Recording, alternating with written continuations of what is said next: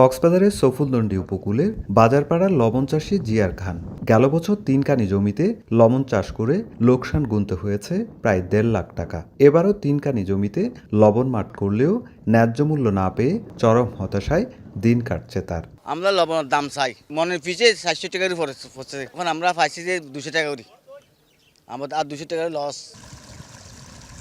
বর্তমানে আবহাওয়া অনুকূলে থাকায় পুরোদমে চলছে লবণ উৎপাদন, কিন্তু চাষিদের চোখে মুখে দুশ্চিন্তার ছাপ। মৌসুমের 4 মাস পার হলেও এখনও নিশ্চিত হয়নি লবণের ন্যায্য মূল্য। চাষিদের দাবি, প্রতিমণ লবণ উৎপাদনে খরচ হয় 350 থেকে 400 টাকা, অথচ মৌসুমের শুরু থেকে এখন পর্যন্ত প্রতিমণ লবণ বিক্রি হচ্ছে মাত্র 180 থেকে 200 টাকায়। লবণের মাঠ করতেছি, লবণের মাঠের কোনো লাভ নাই।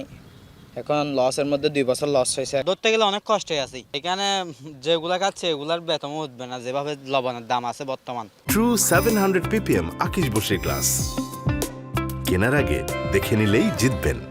নির্বাচনের আগে জনপ্রতিনিধিরা লবণ চাষীদের ন্যায্য মূল্য নিশ্চিত করার আশ্বাস দিয়েছিলেন। এখন সেই প্রতিশ্রুতি বাস্তবায়নের অপেক্ষায় উপকূলের হাজার হাজার লবণ চাষী। মাননীয় মন্ত্রী সালাউদ্দিন সাহেবকে অনুরোধ করতেছি যে আমাদের ন্যায্য মূল্য পাওয়ার জন্য। বাজার পর্যায়ে যে লবণের প্যাকেট মূল্য 40 টাকা, আমাদের মাঠের লবণ 3 টাকা, তাহলে আমরা কিভাবে বাঁচবো? মাঠ পর্যায়ে লবণের ন্যায্য মূল্য নিশ্চিত করতে প্রধানমন্ত্রী ও সংশ্লিষ্ট কর্তৃপক্ষের হস্তক্ষেপ কামনা করেছেন লবণ চাষী কল্যাণ সমিতির নেতারা।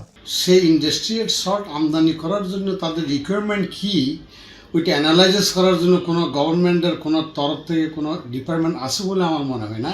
প্রধানমন্ত্রী মহোদয়ের কাছে আমার অনুরোধ, কোরামিন বেসিসে ইমিডিয়েটলি প্রতিটা লবণের আমদানি বন্ধ করা হোক, তাহলে হয়তো চাষিরা ন্যায্য মূল্য পাওয়ার সম্ভাবনা আছে। গত মৌসুমে ৬৮,৫০৫ একর জমিতে উৎপাদিত হয়েছিল 25,28,000 মেট্রিক টন লবণ, আর চলতি মৌসুমে 27,10,000 মেট্রিক টন লক্ষ্যমাত্রা নির্ধারণ করা হলেও 4 মাসে উৎপাদন হয়েছে মাত্র 4,70,000 মেট্রিক টন।